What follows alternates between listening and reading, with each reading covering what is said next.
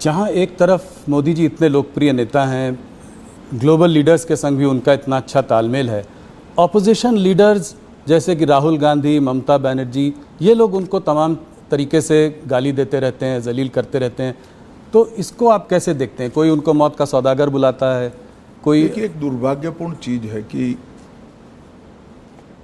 राजनीति सिद्धांतों की जगह व्यक्तिगत बातों पर ले जाने का प्रयास हुआ है।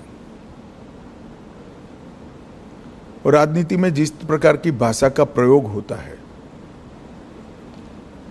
मैं नहीं मानता वो हमारी डेमोक्रेटिक व्यवस्था को पुष्ट करेगी। लोकतांत्रिक व्यवस्था में स्तर विहीन राजनीति एक दीमक के समान होती है, जो लोकतांत्रिक व्यवस्था की जड़ों को खा जाती है। और मैं तो आपके कार्यक्रम के माध्यम से देश की जनता को यही अपील करना चाहता हूं कि ऐसी भाषा का जो प्रयोग करते हैं, इस प्रकार की राजनीति को जो बल देते हैं, ऐसे लोगों ने जनता ने दंड देना चाहिए। किसी भी व्यक्ति का भ्रष्ट आचरण हो तो वो उसकी व्यक्तिगत बात नहीं बनती है, सार्वजनिक होती है। उसके भ्रष्टाचार को उजागर करना वो विपक्ष का जिम्मेदारी भी है, परंतु चूंकि भ्रष्टाचार नहीं मिलता है, इसलिए स्तर बगैर की बातों को करना, गलत शब्द प्रयोग करना, जो भी आप बता रहे थे, और वहां तक कि मोदी जी की स्वर्गीय माता जी के लिए अपशब्द बोल देना, ये हमारी देश की लोकतांत्रिक राजनीति को पुष्ट नहीं करेगा। और मैं देश की जनता को जरूर कहना चाहूँगा कि ऐसे लोगों को दंडित करना चाहिए चुनाव के माध्यम से। पार्लियामेंट देश की सबसे बड़ी पंचायत है। वहाँ पक्ष और विपक्ष दोनों ने अपनी अपनी दृष्टिकोण से, अपने अपने सिद्धांतों की तहत देश के मुद्दों पर चर्चा करनी चाहिए। चर्चा करने से के लिए इससे बड़ा कोई मंच है नहीं। आप पहले दिन से ही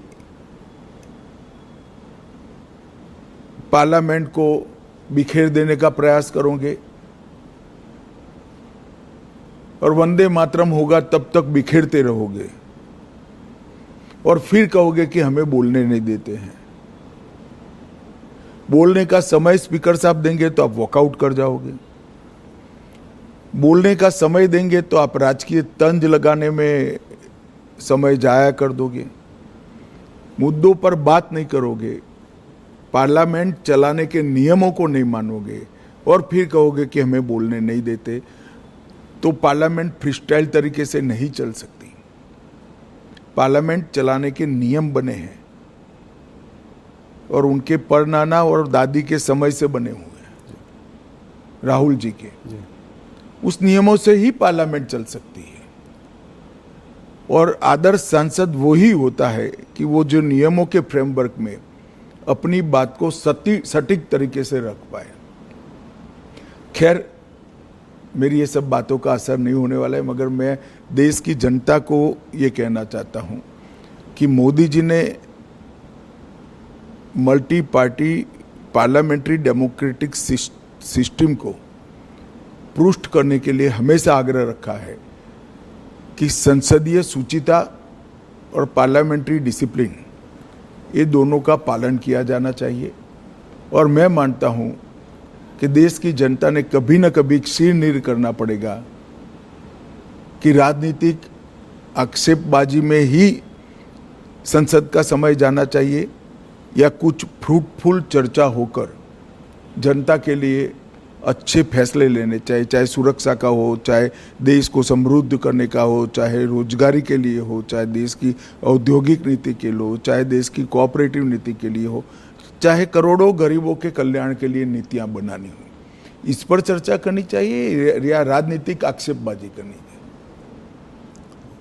और मुझे तो आश्चर्य हो रहा है, हम भी ऑपोजिशन में से 10 साल थे, पहले 1-2 दिन विरोध करते थे मुद्दों को उजागर करने के लिए, फिर चर्चा करते थे, और अगर फिर भी चर्चा के बाद सरकार नहीं मानती थी तो हम कोर्ट में जाते थे। कि भ्रष्टाचार है, इसका जांच किया जाए। और कोर्ट ने कई जगह हमारी मांग पर जांच अपॉइंट की थी, जिसकी हाय तौबा वो आज भी कर रहे हैं, मगर ये कहीं नहीं जाते। कोई कॉन्स्टिट्यूशनल फोरम के अंदर डिबेट करना ही नहीं चाहते, वो रोड पर ही करना चाहते हैं। और मुझे लगता है इसीलिए जनता ने शायद उनको रोड पर ही रखा है।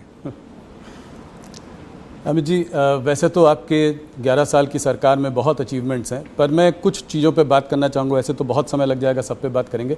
धारा 370 को ख़त्म करना, इसके पीछे कुछ बताएं, कैसे ये हुआ, कैसे संभव हुआ, मोदी जी का क्या रोल था? आप देखिए भाई, कैसे हुआ तो पूरी दुनिया जानती है। क्यों किया का जवाब ये है कि हमारी पार्टी तो जब से धारा 370 बनी तब से विरोध कर रहे हैं। जी। भारतीय जनसंघ के पहले अध्यक्ष श्यामा प्रसाद मुखर्जी का जीवन ही धारा 370 समाप्त करने के लिए, मगर आज तक न भाजपा के साथ पर्याप्त बहुमत था, न दृढ़ इच्छा शक्ति से निर्णय हुआ था। मोदी जी जब दूसरी बार 2/3 बहुमत के साथ प्रधानमंत्री बने,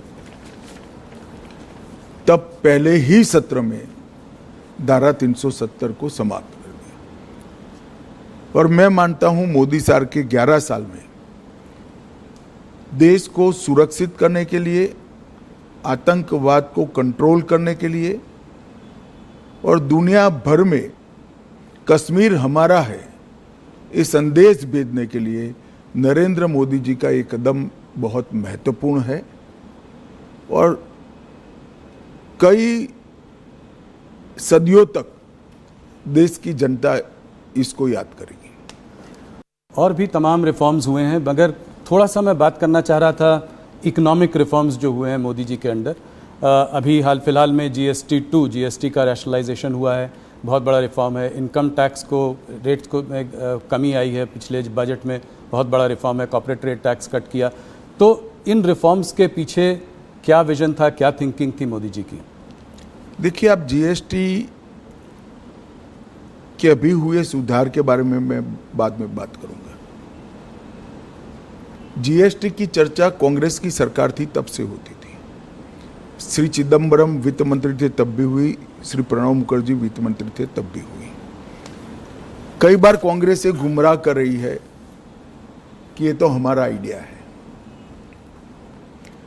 ठीक है भाई, आपका आइडिया है तो इंप्लीमेंट क्यों नहीं हुआ? राज्य विरोध करते थे। राज्य विरोध किस चीज का करते थे? राज्य विरोध जिस चीज का करते थे वो चीज देश की जनता को समझनी चाहिए। सभी को मालूम था कि जीएसटी आने से राज्यों के रिसोर्सेस में एक प्रकार का रिजार्व होगा, कमी आएगी। वो कमी की भरपाई के लिए उस वक्त राज्य केंद्र से गारंटी मांगते थे, जो कांग्रेस ने नहीं दी, राज्यों ने सहमति नहीं दी और जीएसटी के रिफॉर्म नहीं हुए। नरेंद्र मोदी जी प्रधानमंत्री बने, उन्होंने ये गारंटी दे दी। राज्यों की ग्रोथ रेट से लगभग डबल ग्रोथ रेट टैक्स की होगी, इस प्रकार का संवैधानिक वादा किया और पूरा भी किया। सभी राज्यों को इस नवंबर तक पैसा जाएगा जी। तो राज्यों की सहमति इसलिए बनी क्योंकि केंद्र सरकार ने एक वादा किया और वो वादा पूरा भी किया। और जीएसटी के कारण 16 प्रकार के बिक्री से जुड़े सभी करों का, ऑक्ट्रॉय से लेकर बाकी सारी चीजों का, एक्साइज, सेल्स टैक्स, कई छोटे मोटे मनोरंजन कर था, ये सभी का एकीकृत खाका बना। पूरे देश भर की एक इलेक्ट्रॉनिक बिक्री कर प्रणाली बनी, ई वे बिल बने। और जीएसटी के इतने सालों की यात्रा में 200 से ज्यादा छोटे मोटे बदलाव कर उसको लोकाभिमुख भी बनाया और टीथिंग प्रॉब्लम समाप्त भी की। ये करते करते करते देश की इनकम भी बढ़ी, 80,000 करोड़ से लेकर 2 लाख करोड़ तक। अब राज्यों का भरोसा बढ़ा, जनता का भरोसा बढ़ा, व्यापारियों का भरोसा बढ़ा, तब चूंकि इनकम बढ़ चुकी है, टैक्स के अंदर 395 से ज्यादा चीजों पर टैक्स कम किया गया। ढेर सारी चीज जो रोजमर्रा के उपयोग की है, इसमें 0% किया या 5% किया। कुछ सेक्टर विशेष को, जिससे देश की निकास को, एक्सपोर्ट को फायदा हो सकता है, उसमें भी एक वैज्ञानिक जीएसटी का दर रखकर निकास को ही प्रोत्साहन दिया। जो रोजगारी से जुड़े हुए क्षेत्र थे, किसानों से जुड़े हुए क्षेत्र थे, लोगों के स्वास्थ्य से जुड़े हुए क्षेत्र थे, वो सभी को टैक्स में कटौती कर दी। और इससे खाने पीने की चीजें, रोजमर्रा के जीवन उपयोग की दवाइयाँ, किसानों के उपयोग की चीजें, महिलाओं के उपयोग की चीजें, हेल्थ सेक्टर से जुड़े हुए इंश्योरेंस, अब व्हीकल एक प्रकार से रिक्वायरमेंट बन चुका है, चाहे 2 व्हीलर हो चाहे 4 व्हीलर हो, वो सभी में टैक्स की कटौती हुई। ढेर सारी चीजों में इस जीएसटी रिफॉर्म से फायदा होने वाला है। मैं मानता हूं ये बहुत बड़ा कदम है और इससे जनता का भरोसा बढ़ा है कि अगर हम टैक्स भरकर सरकार की नेट को बड़ा करते हैं तो सरकार टैक्स की कटौती कर फायदा जनता को ही पहुंचाएगी।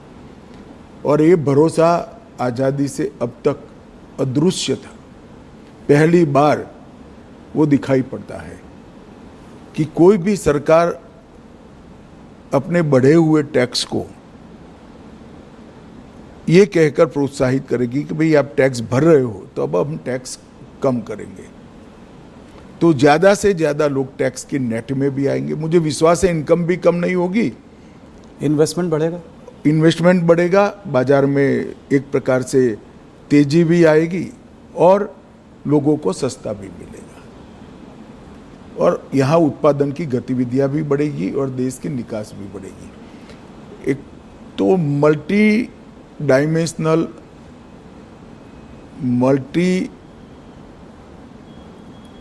मतलब हर सेक्टर को बेनिफिट देने वाला ये सुधार जो किया है, ये अब तक का बहुत बड़ा सुधार माना जाएगा।